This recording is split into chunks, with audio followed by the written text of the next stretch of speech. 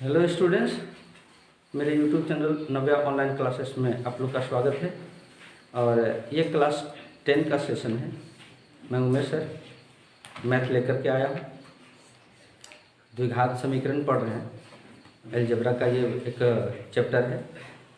और इसमें एक्सरसाइज 4.3 का क्वेश्चन नंबर 3 में आ गए। दिया हुआ है बोर्ड पर क्वेश्चन, कहता है कि इसके मूल ज्ञात कीजिए। द्विघात समीकरण में ये है नहीं, अभी इसको द्विघात समीकरण में पहले रूपांतरित करना पड़ेगा। नहीं, द्विघात समीकरण में रूपांतरित करके फिर द्विघाती सूत्र से मूल प्राप्त करना हो, या फिर पूर्ण वर्ग बनाने की विधि से, या फिर गुणनखंड की विधि से, वो तुम्हारे ऊपर फर्क पड़ता है कि कौन सा अच्छा लगा। इसमें कोई कंडीशन नहीं दिया हुआ कि पूर्ण वर्ग से बनाइए, या द्विघाती सूत्र का प्रयोग करिए, या गुणनखंड विधि से बनाइए। नहीं, तो ये द्विघाती सूत्र में लाने के लिए सबसे पहले हम क्या करेंगे कि इसका एलसीएम लेंगे। x + 4 x - 7, और यहाँ x - 7 माइनस x + 4 प्लस, ठीक से लिखना चाहिए। और इधर = 11/30 हमको देना है RHS में। ये अर्थात करते हैं, नीचे हम क्या कर सकते हैं, ये दो पद को गुना करके देखे थे 7 में या 8 में हम लोग, कि इसमें इसके प्रथम पद को द्वितीय पद से मल्टीप्लाई करना है इस प्रकार। फिर ये +4 लिखे थे और x - 7 लिए थे। ऐसा क्वेश्चन हमारे पास आएगा, ठीक है। तो इस x के साथ इस पूरे पद को मल्टीप्लाई किए, फिर +4 देकर के इस पूरे पद को मल्टीप्लाई किए। नहीं,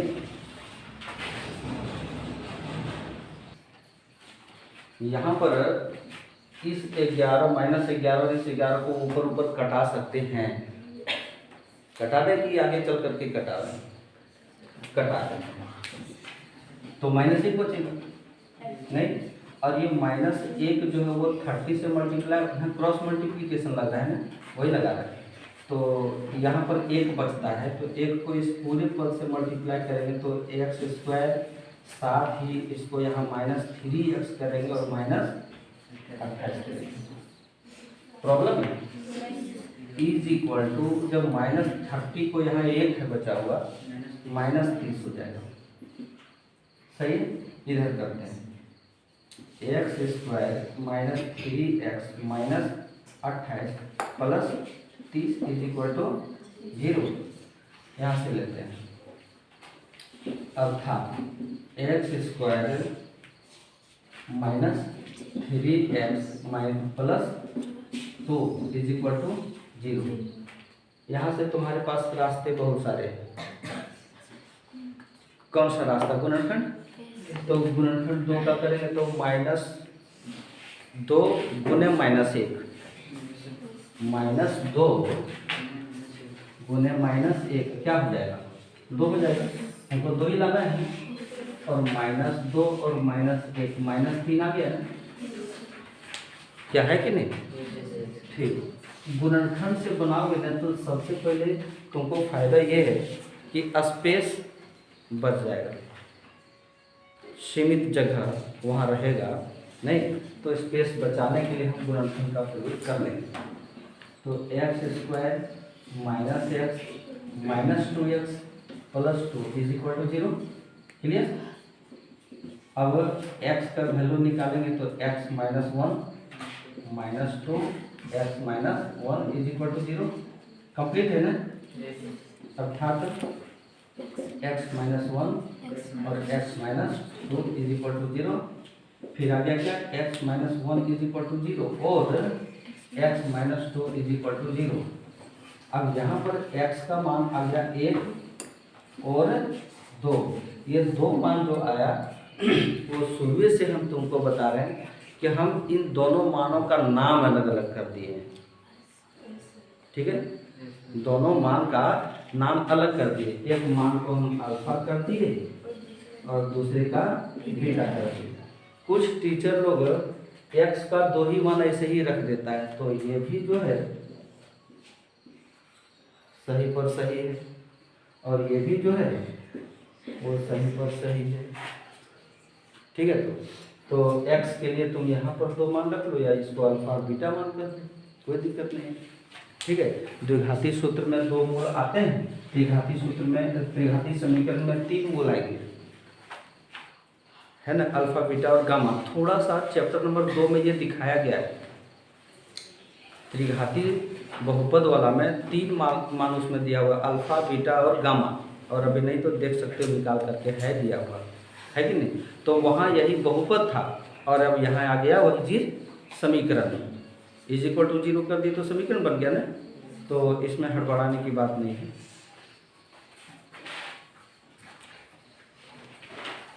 क्वेश्चन नंबर 3 क्या कहता है, कहते हैं रहमान की आयु 3 वर्ष पूर्व रहमान की आयु का व्युत्क्रम, व्युत्क्रम माने उल्टा, आयु का उल्टा कैसे करेंगे, अभी करके दिखाएंगे ना। और फिर अभी से 5 वर्ष पश्चात रहमान के आयु का व्युत्क्रम का योग दिया हुआ है 1/3, ठीक है नहीं, तो 3 वर्ष पूर्व माने वर्तमान आयु में अगर 3 वर्ष पूर्व जाएंगे तो हम क्या करेंगे, वर्तमान आयु में 3 वर्ष घटा देते हैं, और 5 वर्ष पश्चात अगर बोले तो क्या करेंगे, उसमें जोड़ देते हैं। ये पूर्व वाला और पश्चात वाला, पहले वाला और बाद वाला, ऐसा ऐसा कंडीशन वाला क्वेश्चन लोग चैप्टर नंबर 3 में देखे थे, जिसमें बताए थे ना 2 चर वाले रैखिक समीकरण, नहीं उसमें ऐसा था पूर्व और पश्चात वाला। तो देखते क्वेश्चन नंबर 3 नहीं 4, क्वेश्चन नंबर 4 में यही क्वेश्चन है, हो चुका।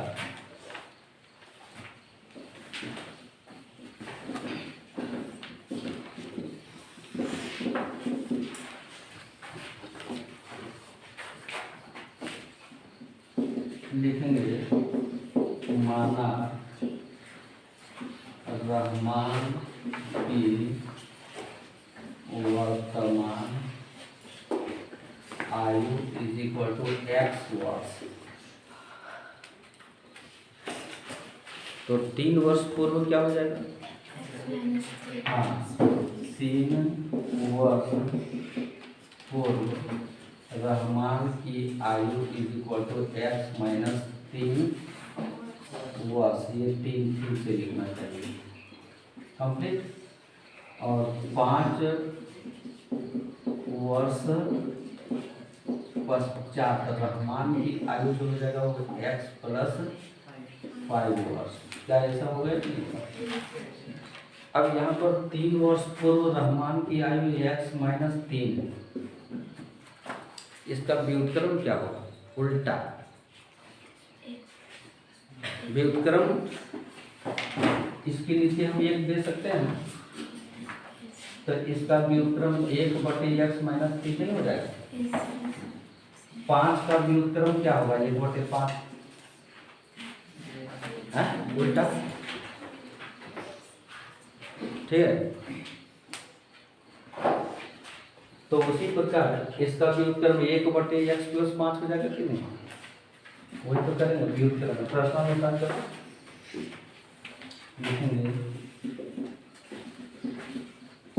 प्रश्नानुसार इसका व्युत्क्रम 1/x माइनस 3 और इसका व्युत्क्रम 1/x प्लस 5, योग कितना हो जाएगा 1/3, बुक में दिया हुआ है, दोनों का योग 1/3, उसी के तरह यहाँ पर हो जाएगा, एलसीएम निकालेंगे x माइनस 3 और फिर x प्लस 5, ठीक है, यहाँ पर हो जाएगा x plus 5 plus x minus 3 is equal to 1/2, समझते जाना है।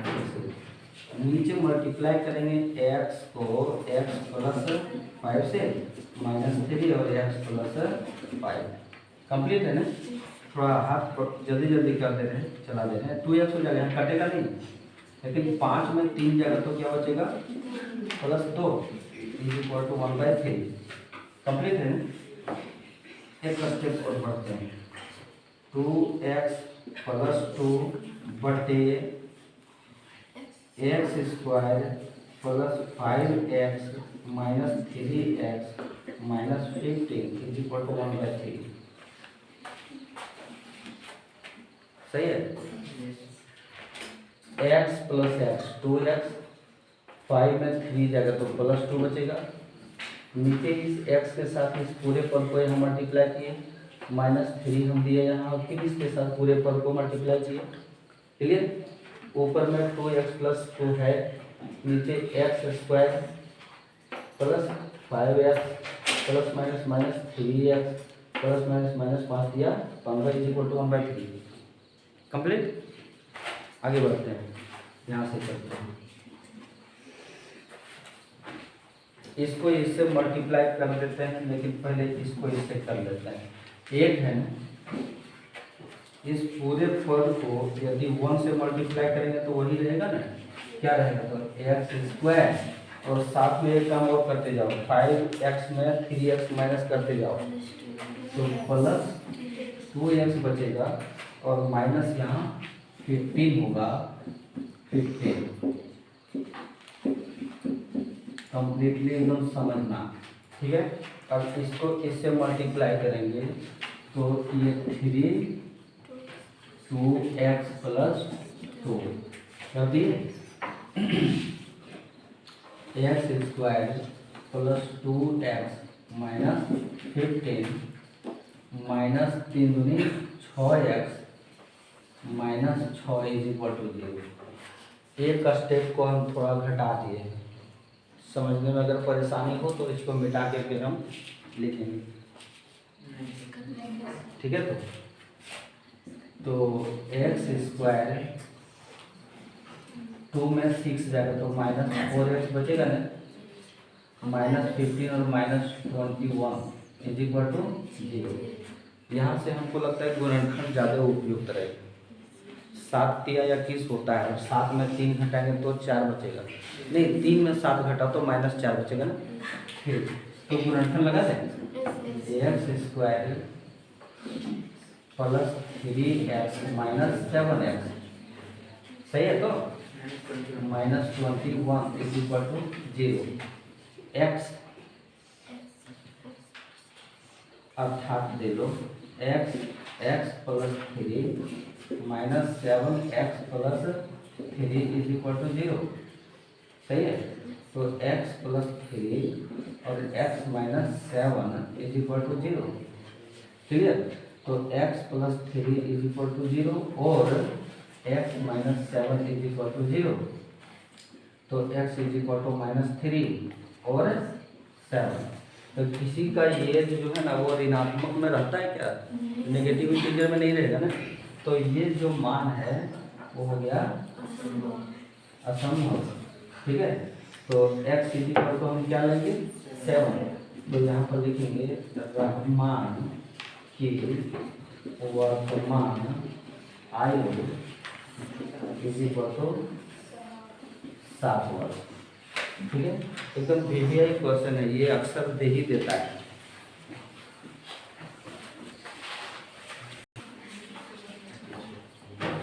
Question number 4। ठीक है। देखते हैं क्वेश्चन नंबर 4 में कहता है कि एक स्टूडेंट शेफाली है, उसने गणित और अंग्रेजी में मिला करके वो 30 नंबर लाई। गणित और अंग्रेजी मिला करके कितना नंबर लाई 30 नंबर। ये मैथ है और ये इंग्लिश है, दोनों मिला करके उसको 30 नंबर प्राप्त हुआ। अब कहता है कि गणित में अगर 2 नंबर कम मिलता और अंग्रेजी में 3 नंबर अधिक मिलता तो दोनों के अंकों का गुणनफल 210 होता है।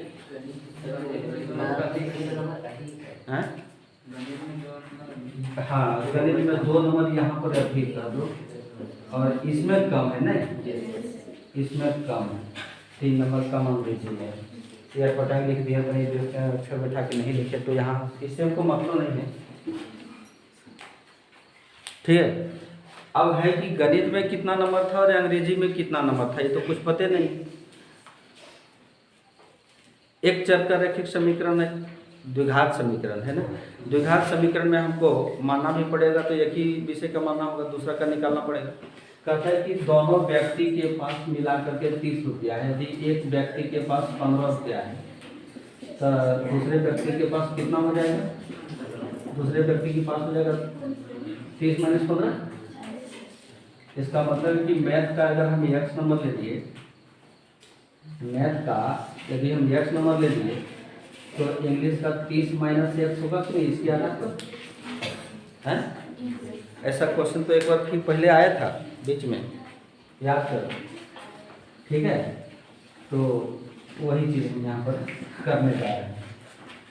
देखो ना, लिखेंगे माना गणित में प्राप्त अंक इज इक्वल टू x, तो अंग्रेजी में प्राप्त अंक is equal to 30 minus x. Minus का स्पष्ट करें, 30 माइनस एक्स होगा।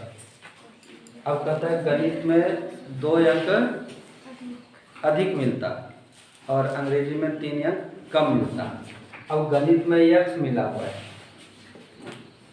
2 अधिक मिलेगा तो x प्लस 2 हो जाएगा कि प्रश्नानुसार गणित में 2 अंक अधिक मिलता और अंग्रेजी में 3 अंक कम मिलता। तो घटा दिए ना, दोनों का गुणनफल यहाँ गुना है। गणित में 2 अंक जोड़ दिए और ये अंग्रेजी में जो 30 माइनस x था ना, उसमें 3 घटा दिए। प्रश्न में ऐसा ही है, 3 अंक कम मिलता, तो दोनों का गुणनफल कितना हो जाता है? 210। अब यहाँ पर करेंगे x प्लस 2, 30 में 3 जगह तो 27 minus x is equal to 210। अब इसको हम क्या करेंगे? मल्टीप्लाई, x 27 माइनस एक्स करो प्लस 2, फिर 27 माइनस एक्स करो। किसी को यदि परेशानी हो तो हम समझा सकते हैं इसको कैसे किए, ठीक है। अब इसको इससे मल्टीप्लाई करेंगे तो 27 एक्स, यहाँ एक्स स्क्वायर प्लस 27 दूनी 54 और माइनस यहाँ 2x करो इज इक्वल टू 210। अब इज इक्वल टू नहीं करें, यहाँ माइनस कर दो, इधर 0 कर दो, तो कोई दिक्कत है क्या? इस पद को पहले लिखो, माइनस एक्स स्क्वायर, 27 में 2 जाएगा तो कितना बचेगा?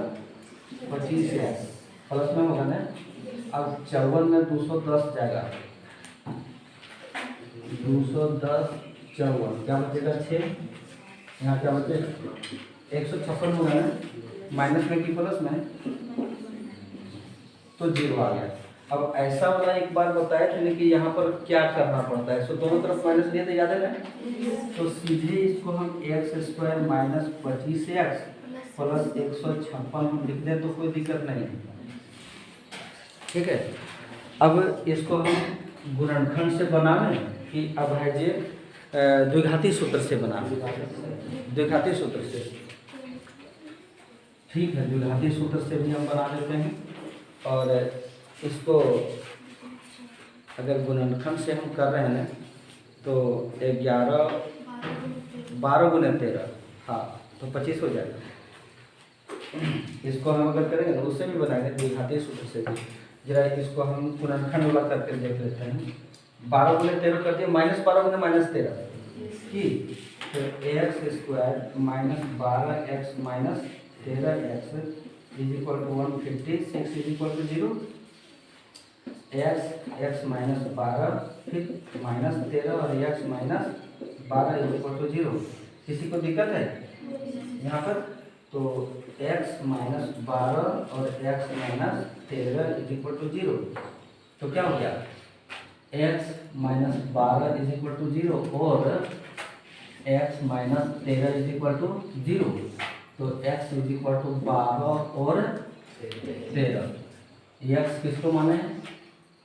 गणित के अंक। यदि गणित के अंक 12 हो तो अंग्रेजी के अंक 30 माइनस एक्स, ठीक है, लिखेंगे। यदि दोनों धनात्मक नहीं है, वो ऋणात्मक ना तो सीधे कर देते, असंभव है, लेकिन जब यहाँ दोनों धनात्मक आ गया तो हमको दोनों का तो वैल्यू निकालना पड़ेगा कि यदि गणित के अंक इज इक्वल टू 12 तो अंग्रेजी के अंक इज इक्वल टू हो जाएगा 30 माइनस एक्स, यानी 30 माइनस 12 इज इक्वल टू 18। सही है तो 18। और यदि तुम कहोगे कि नहीं हम यही वैल्यू लेंगे, यदि गणित के अंक 13 देते हैं तो अंग्रेजी के अंक is equal to 30 minus x करो तो 30 माइनस 13 तो कितना हो जाएगा 17। क्या ये है सर? तो इस तरीके से हम इसको हल कर लिए। अब तुम लोग इसको जरा सा उतारो, फिर यहाँ से जो है ना, यहाँ से हम निकालेंगे द्विघात सूत्र के द्वारा। ठीक है,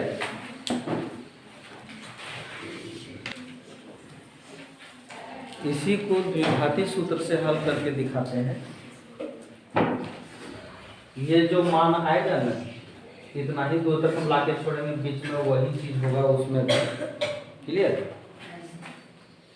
ये मिटा देते हैं, नहीं मिटाना तो सब होगा हमको, लेकिन फिर भी देखें कहाँ तक हो सकेगा।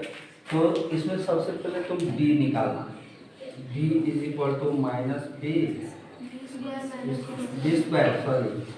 Square minus 4ac। तो b के जगह पर हम माइनस 25 देंगे कि नहीं, 4 इंटू यहाँ a के जगह पर 1 है और c के जगह पर 156। तो 25 25 625 माइनस 24 के 4 बाकी 1 20 और 2 22 में होगा कि नहीं 624। तो क्या आ गया 1 आया ना, डी का मान 1 आया। तो इसको मिटाना ही पड़ेगा, फिर इसको नीचे हम बनाएंगे नहीं अपने से। तो इसको 2 कॉपी कर दो। क्या 2 कॉपी माने क्या, कौन कॉपी होता है? 2 कॉपी माने सेम वही चीज उतार देना। डी इज इक्वल टू 1 आ गया तो 0 से बड़ा है ना, मूल प्राप्त कर सकते हैं।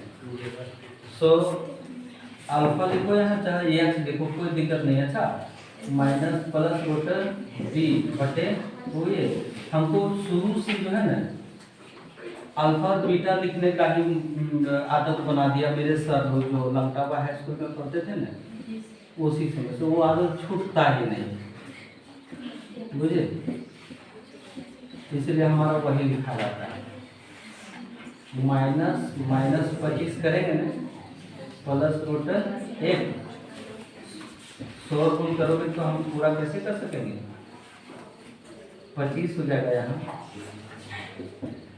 प्लस 1, 1 का वर्गमूल 1 ही होता है ना, तो 26 बटे 2 एक्स इज इक्वल टू क्या आ गया 13। इधर से चलो माइनस 25 माइनस रूट 1 बटे 2 इंटू 1, 25 माइनस 1 बटे 2, 24 बटे 2 क्या हो जाएगा 12। तो बीटा एक्स, अच्छा हम अल्फा लिखते हैं, हमको एक्स से लिखो, फिर यहाँ पर अल्फा बीटा एक्स। हम बीटा जब लिखेंगे बीटा में लिखेंगे अल्फा इज इक्वल टू 13 और ये फिर आ गया 12। यही मान आया था ना। अब यहाँ के बाद तुम वही करोगे कि यदि मैथ का 13 हो तो अंग्रेजी का उतना, फिर यदि मैथ का 12 हो तो अंग्रेजी का उतना। नीचे उसको 2 कॉपी कर देना, जोड़ देना उसको। और नहीं जोड़ पाओगे तो क्या करना कि पहले हम फाड़ करके नीचे वाला में चिपका देना। सबके पास कौन होगा ना, क्या करना तो हमको लिखना कम पड़ेगा। क्लियर?